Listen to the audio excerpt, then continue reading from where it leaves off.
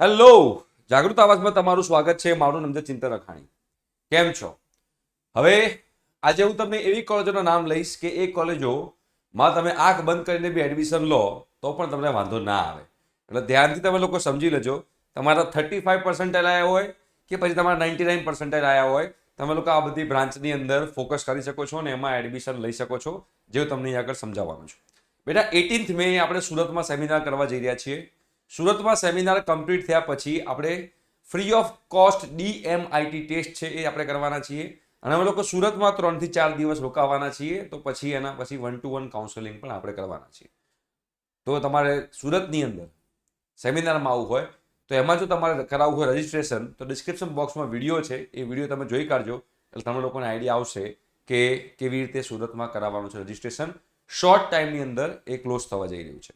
Okay, હવે બેટા પહેલા હું વાત કરીશ કે કઈ કોલેજમાં આંખ બંધ કરીને એડમિશન લેવાય. તો પહેલા તો DAIICT, બરાબર છે.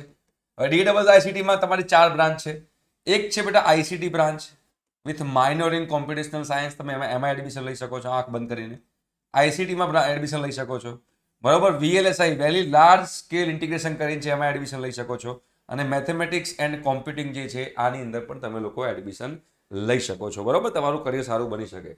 એના પછી બેટા આપણે વાત કરીએ તો નિરમાની અંદર પણ તમે દરેક બ્રાન્ચની અંદર એડમિશન લો તો તમારું કરિયર સારું જ બને. એટલે કે બેટા એમાં કોમ્પ્યુટર એન્જિનિયરિંગ બ્રાન્ચ છે, કોમ્પ્યુટર સાયન્સ એન્જિનિયરિંગ જે કહેવાય, એમાં તમે એડમિશન લઈ શકો. એમાં AIML છે, તમે બેટા એમાં એડમિશન લઈ શકો. ECની અંદર પણ તમે બેટા એની અંદર એડમિશન લઈ શકો. મિકેનિકલની અંદર એડમિશન લઈ શકો. સિવિલમાં તમે બેટા એમાં એડમિશન લઈ શકો. એમાં ઇલેક્ટ્રોનિક્સ એન્ડ ઇન્સ્ટ્રુમેન્ટેશન E&I કરીને બ્રાન્ચ છે, એમાં પણ તમે એડમિશન લઈ શકો. તો તમે લોકોને સારું એવું કરિયર તમારે બનવાનું છે, એટલે આમાં તમારે કોઈ પણ જગ્યાએ એડમિશન લઈ શકાય, બરાબર છે. એવી રીતે બેટા દીવા પછી આપણે વાત કરીએ તો DDUની અંદર, તો DDUમાં બેટા સેલ્ફ ફાઇનાન્સ છે, ગવર્મેન્ટ એન્જિનિયરિંગ કોલેજ છે. તો આ બધામાં પણ તમે એડમિશન લઈ શકો છો. એની અંદર તો એમાં કોમ્પ્યુટર એન્જિનિયરિંગમાં, ઓકે, ITમાં, ECની અંદર તમે લોકો એડમિશન લઈ શકો. મિકેનિકલની અંદર એડમિશન લઈ શકો. આમાં બેટા કેમિકલ લખવાનું રહી ગયું છે, કેમિકલમાં પણ તમે લોકો એડમિશન લઈ શકો. મિકેનિકલ છે, સિવિલ છે, ઓકે, આમાં પણ તમે જોશો તો કેમિકલ છે. આમાં એક INC બ્રાન્ચ છે, ઇન્સ્ટ્રુમેન્ટેશન એન્ડ કંટ્રોલ એન્જિનિયરિંગ, આમાં પણ તમે લોકો એડમિશન લઈ શકો છો, રાઈટ.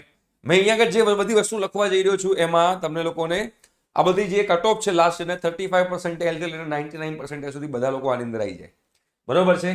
એના પછી બેટા આપણે LD ની વાત કરીએ તો LDમાં પણ તમે લોકો ખાસી, ધારો કે કોમ્પ્યુટર એન્જિનિયરિંગ છે એમાં એડમિશન લઈ શકાય.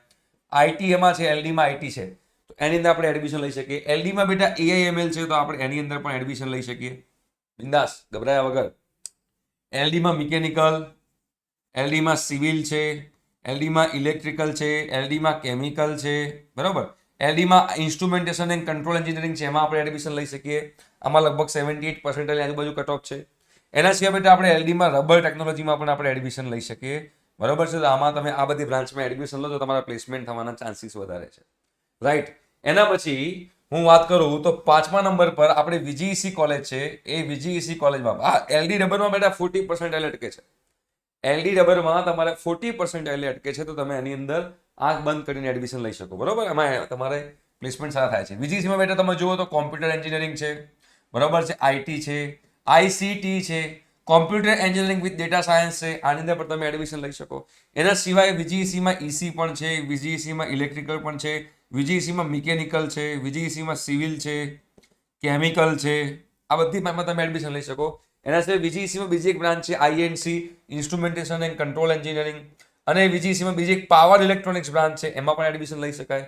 અને VGECમાં એક બ્રાન્ચ છે ઇલેક્ટ્રોનિક્સ એન્ડ ઇન્સ્ટ્રુમેન્ટેશન. તો આ બધી બ્રાન્ચમાં તમે લોકો VGECમાં એડમિશન લઈ શકો છો. જો અહીંયા આગળ તમને કહું તો લાસ્ટ ટાઈમ પાવર ઇલેક્ટ્રોનિક્સ છે, એનું કટ ઓફ કેટલું હતું? તો એનું કટ ઓફ 40% હતું. INC નું 68% હતું. એટલે અહીંયા આગળ તમે જોશો તો 99.9% થી લઈને મેં તમને 40% સુધીના કટ ઓફ છે, એ બધી બ્રાન્ચ મેં તમને બતાવી કે આમાં તમે આ બધી બ્રાન્ચમાં કોઈ પણ બ્રાન્ચમાં એડમિશન લેશો, તમારે જે છે એ કહેવાય કરિયર બનવાના ચાન્સીસ છે. એના સિવાય બેટા આપણે એમ કહું કે MSU કોલેજ છે, બરાબર. તો MSU ની અંદર પણ તમે લોકો સારી રીતે એડમિશન લઈ શકો છો. આ જે MSU ની જે વાત કરી રહ્યો છું એ MSUમાં તમે લોકો બેટા કોમ્પ્યુટર એન્જિનિયરિંગમાં એડમિશન લઈ શકો, બરાબર. મિકેનિકલ છે, સિવિલ છે, ઇલેક્ટ્રિકલ અને ઇલેક્ટ્રોનિક્સ છે, એમાં લઈ શકાય તમે લોકો, બરાબર. કેમિકલની અંદર પણ તમે લોકો લઈ શકો. આ બધી બ્રાન્ચ જે MSUની છે એમાં પણ તમે લોકો એડમિશન લઈ અને તમે તમારું કરિયર જે છે બનાવી શકો છો. એટલે મેં કે બેટા કોલેજ લખી કે DAIICT, ઘણા બધા લોકોને એવું હોય છે કે ભાઈ મારે કોલેજ તો સારી જ જોઈએ છે, તો DAIICT હોય, નિરમા હોય, DDU હોય, LD હોય, VGC હોય, બરાબર છે, MSU હોય. તો આ જે મેં 3 ને 2 5 ને 6 કોલેજો મેં કીધી, આ 6 કોલેજમાં તમે આંખ બંધ કરીને કોઈ બી બ્રાન્ચમાં બધામાં એડમિશન લેશો ને, તમારા પ્લેસમેન્ટ થાય જ છે. આ બધાના પ્લેસમેન્ટના ડેટા ઓલરેડી વેબસાઇટ પર અવેલેબલ જ છે. એવું નથી કે તમે લોકો LDમાં મિકેનિકલમાં લેશો તો તમારું કરિયર બરબાદ છે, એવું નથી.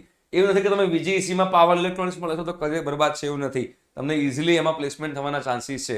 હવે તમને સિમ્પલ એક વસ્તુ કહું કે તમારે ધારો કે કોઈ 40% 45% વાળો છોકરો છે, કોઈ જરા 45% છે બેટા. હવે 45% વાળો જો ટાયર 3 ની અંદર કોમ્પ્યુટર એન્જિનિયરિંગ લે અને VGCમાં ધારો કે પાવર ઇલેક્ટ્રોનિક્સ લે, ટાયર 3 કોલેજની અંદર કોમ્પ્યુટર એન્જિનિયરિંગ લે અને VGCમાં બેટા પાવર ઇલેક્ટ્રોનિક્સ લે, તો આમાં વધારે પ્લેસમેન્ટ થવાના ચાન્સીસ એના આ જગ્યાએ થશે. આ તમારે ધ્યાનમાં રાખવાનું છે, રાઈટ?